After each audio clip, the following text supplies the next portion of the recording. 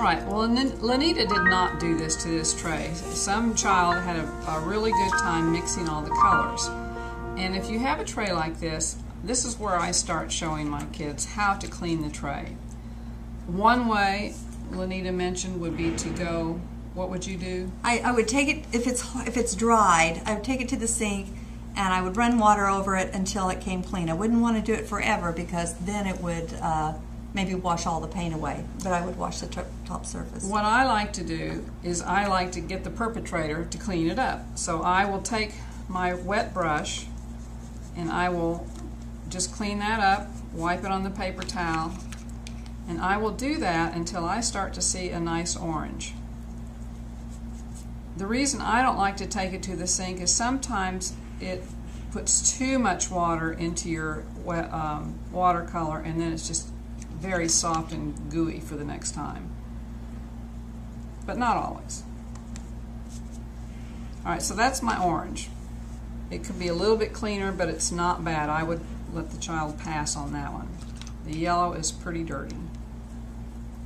But it's only going to take about 4 times to get that clean. And the yellow is the hardest to get back to yellow. So it's really important to check it as you put it away to make sure the yellow is clean every time.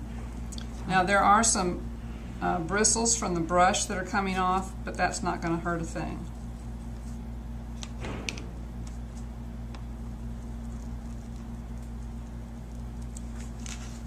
There's still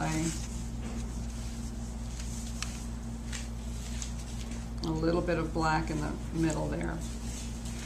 So this one's going to take a little bit more effort, but you can see that it's starting to get clean. Again, that wouldn't be too bad. We could live with this. And that's how you clean it. You have to go down to each one of these to clean those out. Taking it to the sink works as well, but I like this because it doesn't get rid of quite as much paint. I wanted to add one thing too.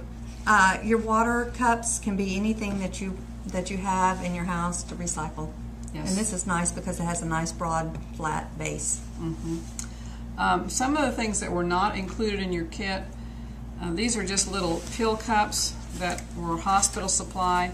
They're very nice if you just want, like when Lanita uses this for spilled milk, just put a little bit of paint in there so you're not going to be wasting paint.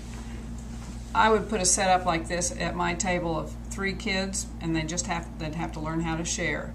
And if they muddied up this yellow, we can just rinse it out and get a new cup of yellow rather than having to clean out the whole place. Yeah, because if you wash this brush, every time you want to change a color, we talked about this earlier, that sometimes then the paint gets really runny and it's hard it becomes more watercolor rather than tempera, which is that thicker, pastier texture. We also want to talk a little bit about the brushes. We have 3 brushes here, 1 for each pot of paint, and that just keeps it a little bit simplified. The kids don't have to wash the brushes each time, but they will have to learn how to share the brushes. If it becomes a problem with the child, it's not any difficult. There's no difficulty in adding 1 more brush. If somebody really needs the yellow at that time, just go get another brush. The brushes are included in the kit. What about this, Lanita? Look at this brush. It has such a bad hair day and it will never go away. Somebody left it in the cup and it will never ever come straight to a point. And I tell you, if you try to paint with that, if you paint with that, it will always have that bend. You can't ever get it to go straight unless you reverse it. And part of watercolor brushes is that you want to be able to use them in a variety of ways. So the way we have these brushes laying out on the plate, they're laying flat. But if we were having them at an angle and they stayed that way, they would become permanent. We all know what it's like when we wake up in the morning and we laid on our hair the wrong way and it's forever and ever As you can see, this brush was not properly cleaned. It is hard as wood. Oh, that was a good one. I don't know how to say this nicely, but this is not a good deal. This brush, I had to literally force it out. It was stuck in some paint here.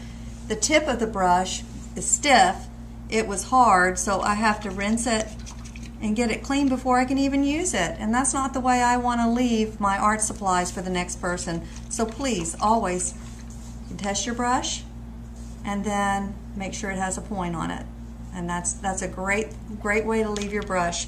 And if it does happen to have something wet in there, I'm all right with that as long as the brush itself is pointed and ready to go.